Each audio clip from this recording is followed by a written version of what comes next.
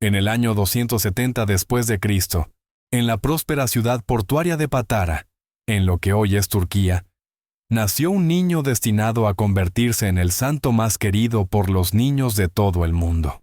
Nicolás llegó al mundo en el seno de una familia cristiana adinerada, en una época en que ser cristiano significaba arriesgar la vida bajo el Imperio Romano. Sus padres, Epifanio y Nona, eran comerciantes prósperos que habían mantenido su fe cristiana en secreto durante las persecuciones del emperador Diocleciano.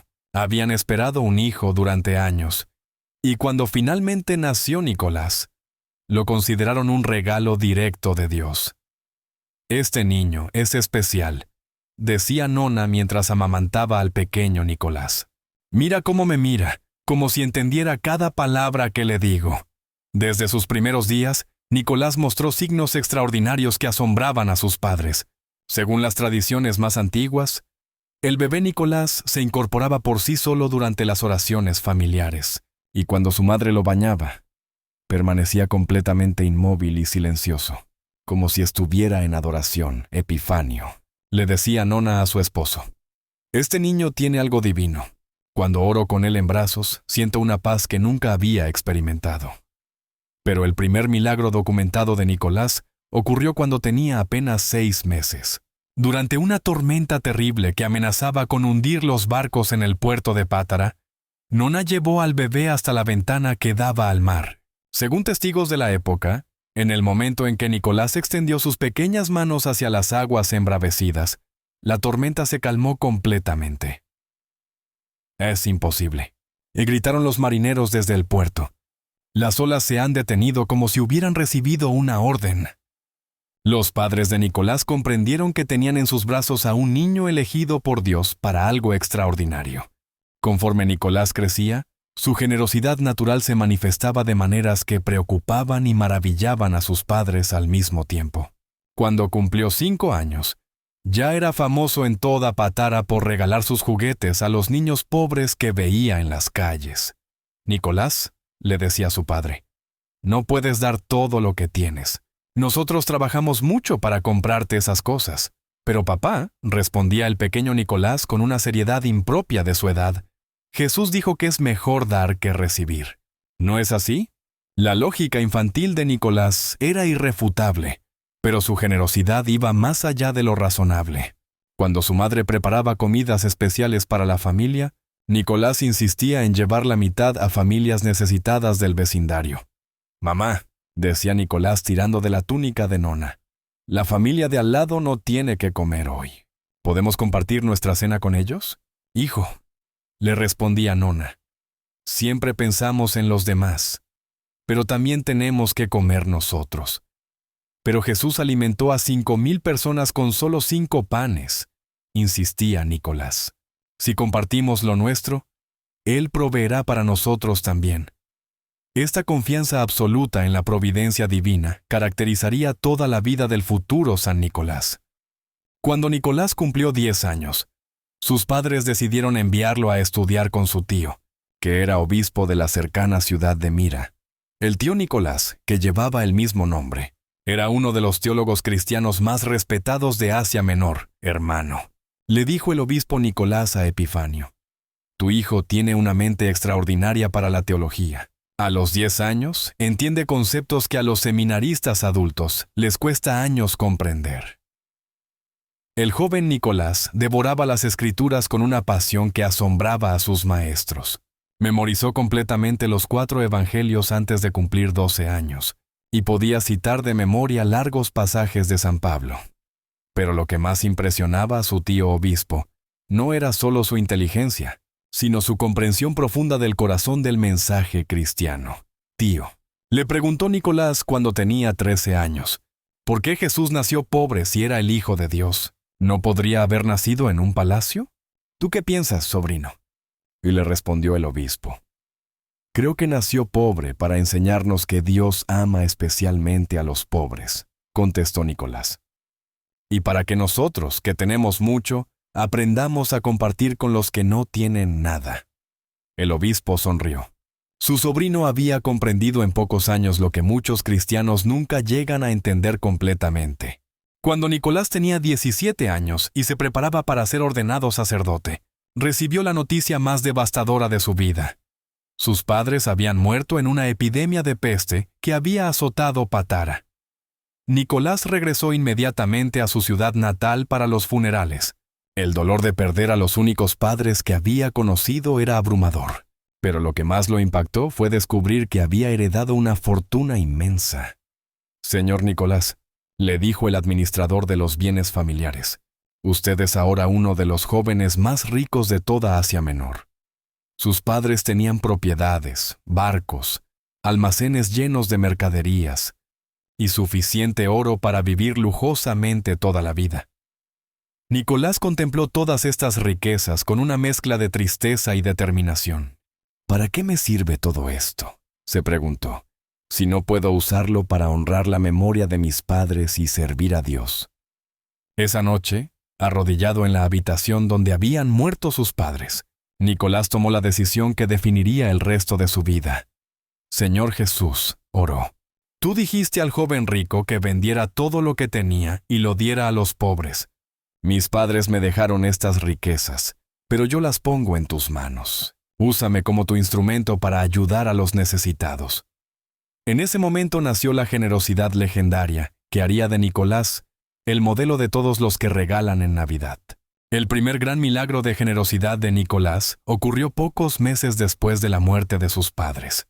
Se enteró de que un vecino, que antes había sido próspero pero había perdido todo en malas inversiones, estaba desesperado porque no podía dar dotes a sus 3 hijas para que se casaran. En aquella época, una joven sin dote matrimonial no tenía opciones. O permanecía soltera toda la vida, o se veía obligada a prostituirse para sobrevivir. Este hombre estaba contemplando la idea horrible de vender a sus hijas como esclavas para evitar que murieran de hambre. Nicolás, que tenía apenas 18 años, no podía soportar la idea de que estas jóvenes inocentes sufrieran por la pobreza. «No puedo permitir que esto suceda», se dijo. «Pero tampoco puedo dar el dinero abiertamente, porque eso humillaría al padre». Durante 3 noches consecutivas, Nicolás se acercó sigilosamente a la casa del hombre empobrecido y arrojó por la ventana una bolsa llena de monedas de oro.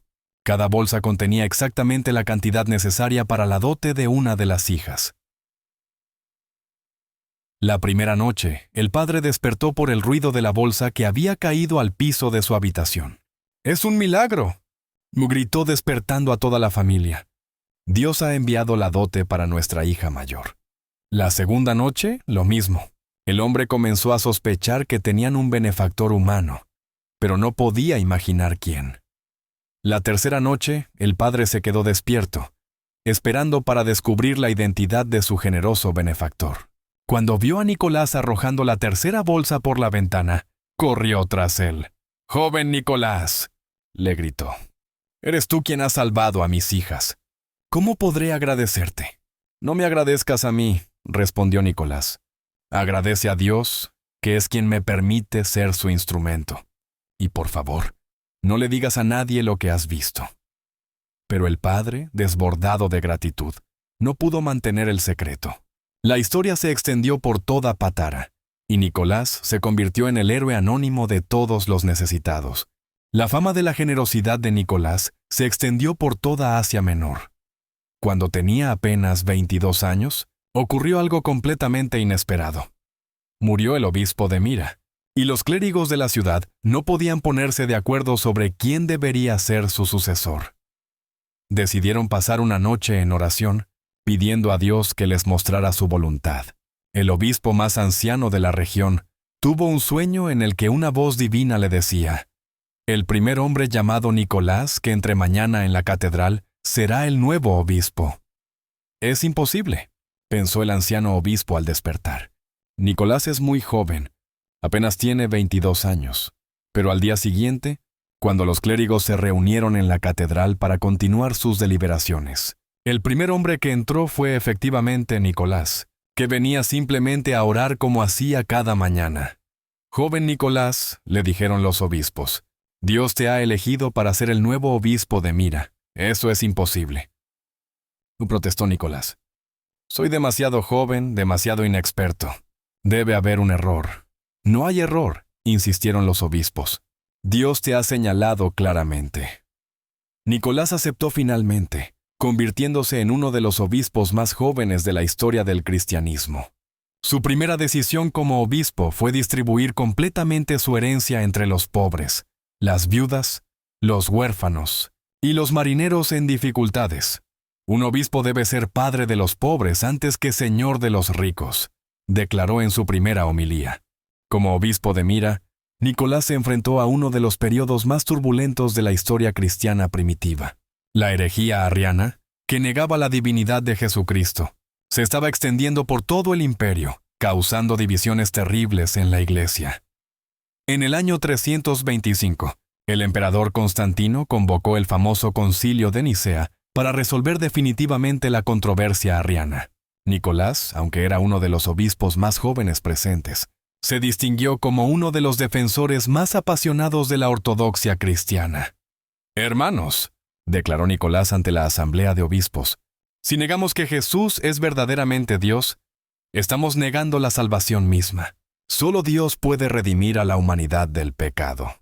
La tradición cuenta que durante el concilio, Nicolás se sintió tan indignado por las blasfemias de Arrio que se levantó de su asiento y le dio una bofetada al hereje.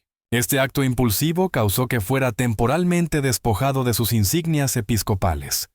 Pero según la leyenda, Cristo mismo y la Virgen María se le aparecieron en prisión para devolverle sus vestiduras.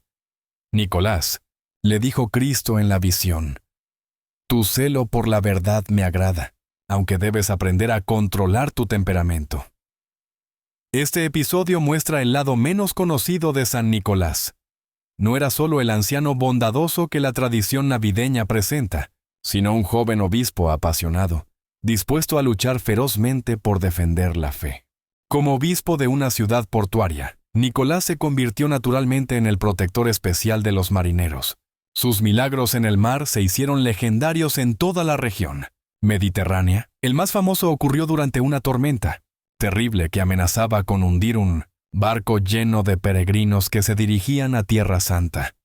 Los marineros, que habían oído hablar de los poderes milagrosos del joven obispo de Mira, comenzaron a orar. «San Nicolás, sálvanos». Según los testimonios de los supervivientes, Nicolás se les apareció en medio de la tormenta, tomó control del timón y guió el barco hasta puerto seguro. Cuando finalmente llegaron a Mira y fueron a agradecer al obispo, lo encontraron en su catedral, completamente seco, dirigiendo la oración matutina. «Obispo Nicolás», le dijeron, «¿cómo es posible? Te vimos en el barco salvándonos de la tormenta». Nicolás sonrió misteriosamente. «Hermanos, cuando ustedes oraron con fe, yo estuve espiritualmente presente para ayudarlos. Dios puede hacer que estemos en múltiples lugares cuando es necesario para salvar almas. Desde entonces, los marineros de todo el Mediterráneo invocaban el nombre de San Nicolás durante las tormentas y se contaban innumerables historias de su intervención milagrosa. Pero el milagro más extraordinario y famoso de San Nicolás, el que lo convertiría para siempre en el protector especial de los niños, ocurrió durante uno de sus viajes pastorales. Nicolás se hospedó en una posada regentada por un hombre que parecía respetable, pero que en realidad era un asesino. Este hombre malvado había asesinado a 3 niños que viajaban solos. Había cortado sus cuerpos en pedazos y los había puesto en salmuera para vender la carne como si fuera cerdo. Durante la noche, Nicolás tuvo una visión horrible de lo que había sucedido. Se levantó inmediatamente, fue hasta la bodega de la posada y encontró los restos de los 3 niños exactamente como se le había mostrado en la visión. Hombre malvado. Le confrontó Nicolás al posadero. «¿Qué crimen terrible has cometido?» El asesino, aterrorizado al ser descubierto, se arrojó a los pies de Nicolás pidiendo perdón. Nicolás se arrodilló junto a los restos de los 3 niños y oró con una intensidad que hizo temblar toda la posada. «Señor Jesús», clamó, «tú que resucitaste a Lázaro, tú que devolviste la vida al hijo de la viuda, devuelve la vida a estos inocentes que han sido asesinados injustamente». Inmediatamente, los 3 niños se incorporaron completamente vivos y sanos, como si acabaran de despertar de un sueño profundo. «Tío Nicolás», gritaron los niños, aunque no lo conocían, corriendo a abrazarlo. «Tuvimos una pesadilla terrible, pero ahora estamos bien». Este milagro se extendió por todo el mundo conocido, estableciendo definitivamente a San Nicolás como el protector sobrenatural de todos los niños del mundo. Era solo el comienzo de una leyenda que, eventualmente, se transformaría en la figura más querida de la Navidad. Santa Claus, el hombre que dedica su existencia a hacer felices a los niños. Después del milagroso rescate de los 3 niños asesinados, la fama de San Nicolás como protector sobrenatural de los menores se extendió por todo el Imperio Romano.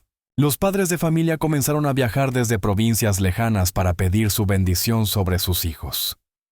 «Obispo Nicolás», le decía una madre que había viajado desde Capadocia, «mi hijo está muy enfermo. Los médicos dicen que va a morir. ¿Puede usted curarlo?». Nicolás ponía sus manos sobre la cabeza del niño enfermo y oraba con una fe que movía montañas. «Señor Jesús», decía, «tú que dijiste, dejad que los niños vengan a mí, extiende tu mano sanadora sobre este pequeño». Los milagros de curación se multiplicaban. Niños que llegaban moribundos a Mira salían corriendo y jugando después de la oración del obispo. Pero Nicolás insistía siempre: «No soy yo quien cura. Es Cristo quien actúa a través de mis manos indignas». Uno de los casos más documentados fue el de un niño mudo que había nacido sin poder hablar. Sus padres lo trajeron a Nicolás cuando el pequeño tenía 5 años. «Obispo santo», suplicaron, «nuestro hijo nunca ha pronunciado una palabra. Los demás niños se burlan de él». Nicolás se arrodilló hasta quedar a la altura del niño. Lo miró a los ojos con infinita ternura y le preguntó: «¿Quieres hablar, pequeño?». El niño asintió desesperadamente. «Entonces di: Jesús es mi Señor», le pidió Nicolás suavemente. «Jesús es mi Señor», gritó el niño con voz clara y fuerte. Sus primeras palabras fueron una declaración de fe que conmovió a todos los presentes hasta las lágrimas. En el año 303, cuando Nicolás tenía 33 años y llevaba más de una década como obispo de Mira, el emperador Diocleciano desató la persecución más feroz contra los cristianos en toda la historia del imperio. El decreto imperial era claro: todos los obispos cristianos debían ser arrestados, torturados hasta que renunciaran a su fe, y ejecutados si se negaban a adorar a los dioses romanos. Nicolás sabía que su arresto era inevitable. Cuando los soldados romanos llegaron a la catedral de Mira, lo encontraron celebrando misa tranquilamente, como si nada fuera a suceder. «¿Eres tú Nicolás, el obispo cristiano?», y le preguntó el centurión. «Soy Nicolás, siervo de Jesucristo, Rey de reyes y Señor de señores», respondió el santo sin inmutarse. «Por orden del emperador Diocleciano, quedas arrestado por el crimen de cristianismo». «Entonces vámonos», dijo Nicolás serenamente. «Si mi Señor sufrió por mí, yo puedo sufrir por él». Los años siguientes fueron los más duros de la vida de San Nicolás. Fue encarcelado, torturado, azotado y sometido a todo tipo de humillaciones para que renunciara a su fe. Pero incluso en la prisión, Nicolás continuaba haciendo milagros. Curaba a otros prisioneros, consolaba a los torturadores que se arrepentían y convertía a guardias romanos con su ejemplo de paciencia sobrehumana. «¿Cómo puedes mantener esa paz?», ni le preguntó un carcelero, «después de todo lo que te hemos hecho». «Porque sé que cada sufrimiento que acepto por amor a Cristo se convierte en gracia para salvar almas», respondió Nicolás, «incluso la tuya». En 313, el emperador Constantino promulgó el Edicto de Milán, que concedía libertad religiosa a los cristianos por primera vez en la historia del imperio. Nicolás y miles de cristianos perseguidos fueron liberados inmediatamente de las prisiones. Cuando Nicolás regresó a Mira después de 10 años de cautiverio, su pueblo lo recibió como a un héroe. Estaba físicamente destruido por las torturas, había perdido mucho peso, y su cabello se había vuelto completamente blanco. Pero su espíritu ardía con más fuerza que nunca. «Hermanos míos», les dijo en su primera homilía después de la liberación, Estos años de sufrimiento han sido los más preciosos de mi vida. He aprendido que cuando sufrimos por Cristo, Él sufre con nosotros. Y cuando Él sufre con nosotros, ningún dolor puede vencernos. Nicolás tenía ahora 43 años, pero había adquirido la sabiduría y la autoridad espiritual de un patriarca. Su fama de santidad se había multiplicado durante su cautiverio, y peregrinos de todo el mundo conocido venían a Mira para conocer al obispo que había preferido la tortura antes que negar a Cristo. Pero lo más extraordinario era que su generosidad, lejos de disminuir por los sufrimientos pasados, se había intensificado aún más. Después de su liberación, Nicolás instituyó una costumbre que se convertiría en el fundamento de todas las tradiciones navideñas. Cada 6 de diciembre, fecha de su consagración episcopal, salía por las noches a dejar regalos secretos en las casas donde había niños. No eran regalos costosos, sino cosas prácticas que las familias necesitaban. Comida para los hambrientos, ropa para los que tenían frío, juguetes sencillos para los niños, medicinas para los enfermos. Obispo Nicolás, le decían sus sacerdotes, la gente quiere agradecerle por los regalos. ¿Por qué insiste en mantenerlos en secreto? ¿Por qué? Respondía Nicolás. Jesús dijo, que tu mano izquierda no sepa lo que hace tu mano derecha. La verdadera caridad no busca reconocimiento, sino solo hacer el bien. Los niños de Mira comenzaron a esperar con emoción la noche del 5 al 6 de diciembre. Se acostaban temprano, después de haber sido buenos todo el día, esperando que San Nicolás les trajera algún regalo. Mamá, preguntaba un niño, ¿cómo sabe San Nicolás si hemos sido buenos? Porque él tiene ojos especiales, respondía la madre, que ven dentro del corazón de los niños. Esta tradición se extendió rápidamente por toda Asia Menor, luego por el Imperio Romano, y eventualmente por todo el mundo cristiano. En los últimos años de su vida, cuando Nicolás ya era un anciano venerado por todo el mundo cristiano, realizó algunos de sus milagros más impresionantes. El más documentado ocurrió durante una hambruna terrible que azotó toda la región de Asia Menor. Los barcos que traían grano desde Egipto habían sido desviados por tormentas, y la población de Mira estaba al borde de la muerte por inanición. Nicolás, que tenía ya más de 70 años y apenas podía caminar, se dirigió a los pocos graneros que quedaban en la ciudad. Contenían apenas suficiente grano para alimentar a unas 100 personas durante una semana. Señor, oró el santo obispo con las manos extendidas sobre el escaso grano. Tú que multiplicaste los panes y los peces, multiplica este grano para alimentar a todo mi pueblo. Inmediatamente, el grano comenzó a reproducirse de manera sobrenatural. Los graneros se llenaron hasta rebosar y siguieron llenándose durante semanas, alimentando no solo a toda la población de Mira, sino también a las ciudades vecinas. Es como el milagro del profeta Eliseo, decían los testigos, pero aún más grande. Nicolás insistía humildemente, no es por mis méritos, sino por la misericordia de Dios hacia su pueblo. El 6 de diciembre del año 343, San Nicolás murió pacíficamente en Mira, rodeado de sus sacerdotes y de una multitud de fieles que lo veneraban como santo viviente. Sus últimas palabras fueron, Padre, en tus manos encomiendo mi espíritu. Que el niño Jesús bendiga a todos los niños del mundo por los siglos de los siglos. Inmediatamente después de su muerte, comenzaron a ocurrir milagros extraordinarios. Su cuerpo exudaba un aceite perfumado que curaba a los enfermos que lo tocaban. Los niños que habían sido bendecidos por él durante su vida comenzaron a tener visiones donde San Nicolás se les aparecía para protegerlos de peligros. Pero el milagro más grande fue que su tumba se convirtió en lugar de peregrinación para familias de todo el mundo conocido. Padres viajaban miles de kilómetros para orar en la tumba del santo que había dedicado su vida a proteger a los niños. San Nicolás, oraban los padres, protege a nuestros hijos como protegiste a los tuyos en vida. En 1087, más de 7 siglos después de la muerte de San Nicolás, sus reliquias fueron llevadas desde Mira, que había caído bajo dominio musulmán, hasta Bari, en el sur de Italia, donde se construyó una magnífica basílica en su honor. La devoción a San Nicolás se extendió explosivamente por toda Europa medieval. Se convirtió en el santo patrón de Rusia, Grecia y docenas de ciudades europeas, pero sobre todo, se consolidó como el protector universal de los niños. En cada país, la tradición de los regalos del 6 de diciembre tomó características locales. En Holanda, se convirtió en Sinterklaas, el anciano bondadoso que dejaba regalos en los zapatos de los niños. En Alemania, era Sankt Nikolaus, que venía acompañado de ángeles para premiar a los niños buenos.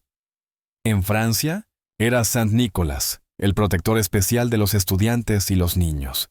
En Rusia, se convirtió en la figura religiosa más venerada después de Cristo y la Virgen María.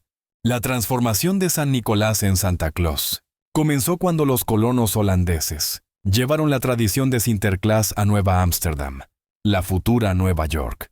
En el siglo post-XVII, los colonos ingleses y alemanes adoptaron esta tradición, pero la adaptaron a sus propias costumbres.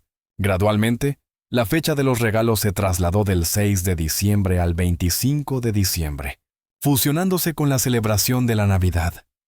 En 1823, el poema A Visit from St. Nicholas, también conocido como The Night Before Christmas, estableció definitivamente la imagen moderna de Santa Claus, el anciano gordito y alegre, vestido de rojo, que viaja en trineo tirado por renos y baja por las chimeneas para dejar regalos.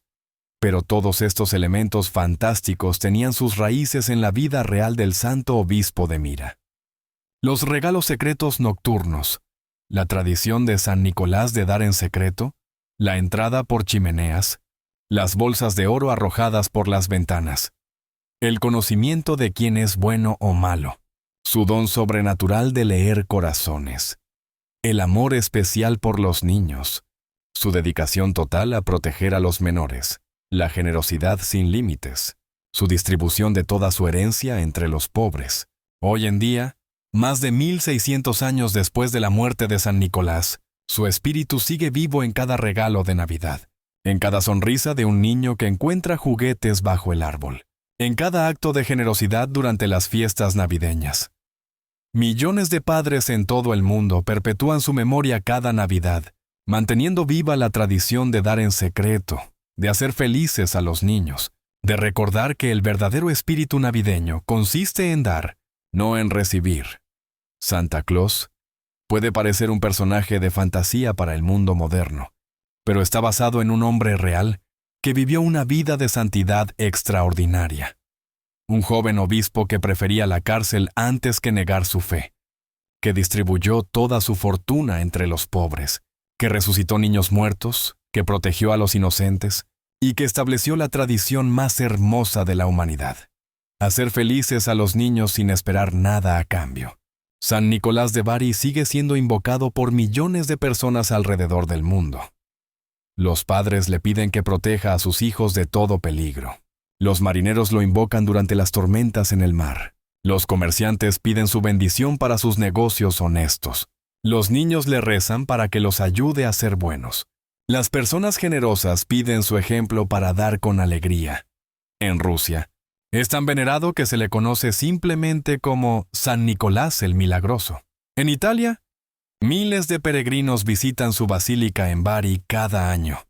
En Holanda, el 5 de diciembre sigue siendo una de las festividades más importantes del año. En todo el mundo, cada vez que alguien da un regalo esperando solo la alegría del que lo recibe, está imitando el espíritu de San Nicolás. San Nicolás de Bari nos enseña que la verdadera magia de la Navidad no está en los regalos materiales, sino en el amor que los motiva. Su vida nos muestra que la generosidad verdadera es secreta. No busca reconocimiento, sino solo hacer el bien. Los niños son el tesoro más grande del mundo.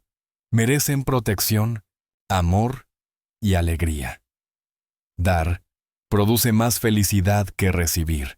La alegría del generoso es mayor que la del beneficiario. Los milagros ocurren cuando amamos sin condiciones. Dios actúa a través de corazones generosos. La fe puede soportar cualquier persecución. Ni la cárcel ni la tortura pueden vencer al amor verdadero. Cada Navidad, Cuando los niños abren sus regalos con ojos brillantes de emoción. Cuando las familias se reúnen en amor. Cuando la gente se vuelve más generosa y bondadosa. El espíritu de San Nicolás sigue vivo. El joven obispo que nació en Patara hace más de 1700 años logró algo que muy pocos seres humanos han conseguido. Crear una tradición de amor y generosidad que trasciende culturas, religiones y siglos. San Nicolás de Bari. El santo que demostró que el amor a los niños puede cambiar el mundo, que la generosidad secreta es la más poderosa y que dar alegría a otros es el camino más seguro hacia la santidad. Por eso, cada vez que un niño sonríe en Navidad, cada vez que alguien da un regalo con amor, cada vez que la generosidad toca un corazón, San Nicolás sigue haciendo milagros. El verdadero Santa Claus no es un personaje de fantasía. Es un santo que vive en el cielo y que sigue protegiendo a todos los niños del mundo, esperando que los adultos aprendamos de su ejemplo.